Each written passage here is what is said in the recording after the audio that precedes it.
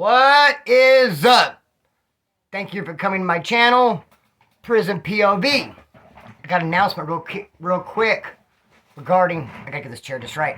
My next video, I told you guys I'm doing the video on Suicidals, the gang. They have a very colorful history. They had somewhat of a downfall, took a tumble.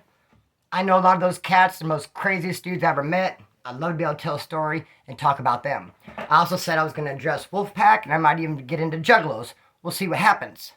But I know as soon as I start this video recording and start saying, hey, let me tell you guys about Suicidals, that word's going to pop up, and I'm going to lose monetization, and I feel I deserve to get paid for my work. And the funny thing is, YouTube, especially about lately, will not monetize a video. Then you have to contest it. And like a couple days later, they'll say, oh, okay, and they do monetize it, but by then you've had all your views. So I don't really think that's right. Know what I mean? So I'm going to go ahead, in the next video, the suicidal video I'm going to make, it'll be out later on tonight, I'm probably going to call it ST Crew, and in the video I'll probably call them Suies. I'm not going to say suicidal. So hopefully if you've seen this video, before you've seen that one, you know who I'm talking about. But since we're already here, might as well get into some stories. When I was 15, I was a runaway.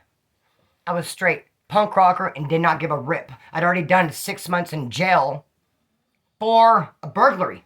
And when I got out, part of my probation was I could not wear Doc Martens. Wear my Docs, if you know, you know. Shout out to homeboy in Florida, Jay Mears, I believe it is. Shot me the sweater. White trash royalty. Pretty cool, brother. I put it on the chair for now. I do wear it, but I'm not going to wear it making a video. A little bit too warm and stuffy. Hey, cool sweater. I appreciate it, brother. And as far as white trash goes, you know I'm an honorary member of OWT, Oceana White Trash, which is signified by this Bacardi bat. 99% of you guys are going, no. I had no idea Bacardi bat. The other 1% are like, yeah, that's right, Splinter. That's what's up. Yeah, Bacardi bat, white trash, yeah. So, run away, didn't give a rip. Already did 6 months in the pen. Not in the pen, my bad. Shit, carried away. KYF, current youth facility. Which is, it's more than juvenile hall to step up. Wasn't quite YA, though. I get out, still kicking up dust, running around, and I'm going to San Fernando Valley all the time, running away. My mom thought it was my dad. My dad thought I was with my mom. And I could just do whatever the hell I wanted. No one was tripping. No one really cared. Now, since when I'd go there and plug myself into San Fernando Valley, the LA, the Hollywood punk rock scene, everyone I was hanging out with was like in their 20s. I'm 15. My homegirl, Chrissy McLean, she'd go there with me a lot. She was also 15 or 16, but the majority of people were a lot older. And since everyone was older, there was several girls that took interest in me, like a mother role, just to make sure I had somewhere to stay and I was okay every night. Because you'd see the same people, because it was a party scene, be party every night, bumping the same people. They used to call me Little Chris. Oh, it's Little Chris again, I'm 15. And they say, here, come with us, we're going to take you over here tonight, and they'll see you tomorrow. And always care for me. There's one girl in particular, she was 20 years old, her name was Lee. She'd always look out for me, give me rides, and take care of me. Real cool person. One night, we're in Hollywood, and we go to a big party, and it's like an abandoned house, but there's electricity. We're all partying inside this house. The party ends, some people are just going to stay there and crash there tonight. I was going to stay there. Kind of sketchy. And chick Lee's like, no, you're going to come to my house. This was in Hollywood, mind you. It becomes important in a minute. I'm going to take you to my pad. It's kind of sketchy. It's not safe here. So I bounce out with Lee. She lives up in like Claremont, that area, Covina. She lives over there. So we go to her pad. I end up sleeping in her closet. Next morning we wake up. She had a big walk-in closet. She had a lot of money. I don't know what she did, but in hindsight, she must have did something. She had a nice car and all kind of shit. Anyway, slept in her closet. Next morning, she wakes me up. Got a hangover. Been drinking all night. She says, I got to go to a baby shower. It's the homegirls only. Female. Like, can't possibly go. I'm going to leave you my pad. I'm not going to be back around here. She goes, here, I know where I'm going to take you. Let's go. I go, all right, cool. Get in the car. She goes, I'll see you later on tonight. You know, over here or whatever. I'm just going to take you over here. Just post up and kick it. I said, okay, cool. Takes me to Pomona, to this black skinhead's house. Walk in, this crazy ass black skinhead in his mid-20s, lives with his mama Pomona, and this dude is off the hook. I'd seen him before. He has a one-hitter quitter. I've seen him fight a couple times. He's probably one of the best fighters I've ever seen. So I seen him around, and I was kind of shocked. Couldn't believe that's where she brought me to. I don't really know this dude. Seen him around. And don't get so shocked, like, what? When I say black skinhead, because there's all kinds of different skinheads. Don't still have the mentality that just like Nazi skinheads. You hear the word skinhead, and you think swastika and white power. When skinheads started in the 60s, they're called rude boys and boot boys. Had nothing to do with racism. It was a style. They'd shave their head, they'd wear Doc Martens, they'd wear taper jeans and braces and Fred Perrys and Ben Shermans. And it was just a style, and they'd go to the dance clubs. That's how they liked to dress. It went until the 70s that the racist people at the top would recruit those crazy youth because they were just so crazy, kicking up so much dust, and try to give them an agenda and turn it into racism. So yeah, there's black skinheads. What they are, they're independent. They want to go back to the 60s, or traditional, they call it, the traditional skinhead, and keep up with the music and the dress. They have no politics attached to it. And that's what this dude was, this black skinhead. His name was Mike from Pomona. Crazy. Trying to fight everybody. I've seen him just... here I am at this dude's house. I'm like, damn, she's leaving. I'm like, you sure I can't go to the baby shower? Sounds fun. They're going to have cake. I don't really want to stay at Pomona. I got to bounce. So she leaves. We start drinking, getting drunk. Me and this dude, Mike. He let's walk to the park. I go, okay. Go to the park. And we get there. And I don't know if he's meeting this dude there. I know it was his homeboy. I don't know if he's meeting him there or not. But I know that there's a suicidal there with his girlfriend. They're sitting at a table, they're drinking too, and they got a boombox. So the dude walks up, introduces me to dude. Hey, what's up? And this dude looked crazy as hell too. And suicidal's the thing about them, they're like cholo, kind of like Nazi Little Riders. And they had the Pendleton, the one button, the other hat flipped up. They're like a bandana. They like to wear the wino shoes. They kind of got that cholo vibe going on. Crazy. Walk up and kick back, getting drunk at the park. The dude's girlfriend, there was a boombox, some music playing. I don't really, it was like some slow, like some Bob Marley, some ska or something kind of. It was turned down low, and it's kind of like slow type music. Well, I don't know what the girl was thinking or whatever, but she starts like swaying to the beat. I guess she didn't have to be thinking anything. She could dance. I was almost like thinking, why would she dance like that? See, look how judgmental by. She should feel free to dance whenever she wants. But I'll tell you what it did do. It attracted, it started a lot of tension. Her dancing. And I kind of understand that. I go to a park. I got my old lady with me. Homeboy comes walking up. My old lady starts getting up dancing. I'm not going to want the other dudes to see that. You know, so it could cause, who knows, man.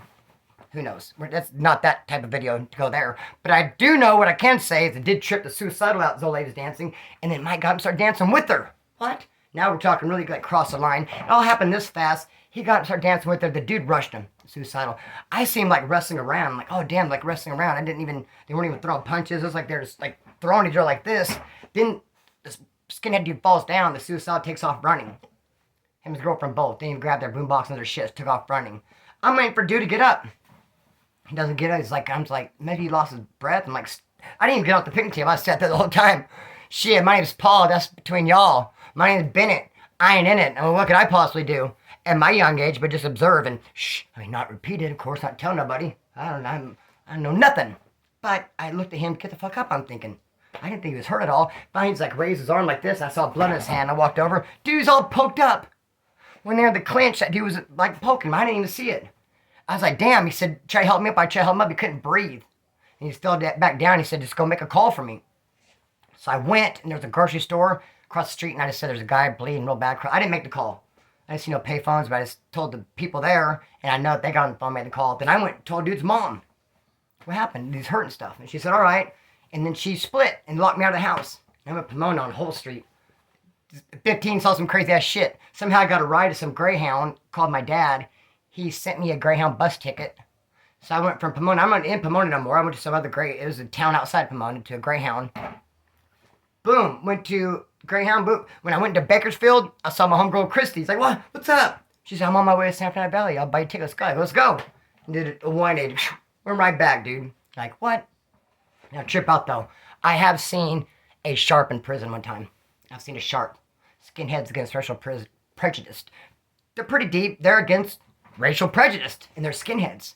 And they don't like racism. But they don't fight against it because they're pessimists. They don't really fight. They're more like to protest, and they just speak out against it. Hardcore. And they're somewhat deep. They've been real deep in Bakersfield from time to time. So you know they got to get busted and go to the pen. But no way some dude's going to go to the pen and say, hey, I'm sharp. It's against racial prejudice. An anti-racist white dude in prison will get freaking mollywopped. But there's a skinhead from San Luis Obispo. He's with me at Soledad. And I just knew. When I met him, talked to him, I was like, this dude's like a sharp. Like an undercover something. There's no way. I could tell by all his colorful tattoos and how he acting. He like shunned everybody. And then we're reporters. There was a lockdown. They had white dudes only out there being porters. After you feed everybody breakfast, go take himself a shower. And the only reason I noticed his tattoo is I could tell he was trying to hide it. He was like, had he just been normal, I probably wouldn't even notice. I mean, definitely not going to be looking at this dude in the shower. I'm not checking your tattoos out, Folio. But the way I am checking out the way you're like hiding something on your shoulder. I got discernment too, man. Miss me with the bullshit. What are you hiding? And it was a freaking sharp. The sharp symbol is like a helmet. And I could tell it said sharp around it, but it had all kinds of abstract flames and stuff that crossed out the sharp. I still had the helmet. And I go, that's the sharp helmet thing. He doesn't really know. Skull Records. Because Skull Records does have that same little thing, but it's faced the other way. And I was like, oh, okay. I go, dude, I ain't tripping anyway. I got really don't give a fuck, man. And I looked at him. I want him to know that I was not going to say. If I went and said, dude, it's a sharp, but he wouldn't have mollywopped him, investigated it. I'm not going to. What do I give a fuck for? I'm not going to put him in that position. What do I care? I don't hate him or it's not worth my time, dude. I'm not a drama queen. I'm not going to pump up some shit on some dude and just get like in the center. Some people would. Some people just would love it. Me, hell no, dog. Not even worth my time. I'm more tripping on hell come no lady hadn't up for a couple days, feel me? Oh, what's going on? When's the store going to be? Am I going to, is dude going to pay me? That's where I'm at. So, be that as it may, he didn't. I expected him to roll it up and leave, and he didn't too. But I had a homeboy one time who I thought would stay, and he fucking rolled it up. I had this real good friend. I was in like a mental hospital thing when I was 15. It's like like 6 weeks. Not like a mental hospital like you're walking around all lobotomy, but it's like, troubled youth type shit. So I went in there and I got real close with a girl named Mary. We became real good friends, straight friend zone like a mofo. We're real good friends for a couple years. Then fell out of contact. I'm in jail visiting my mom, going to go to the pen for the first time. And some dude after visit's like, dude, you know my old lady Mary. And I was like, well, I don't know. So I talked on the phone. Oh, hey, what's up? Shit's been many years. So I'm in there with that girl Mary from my past. I'm in there with her old man.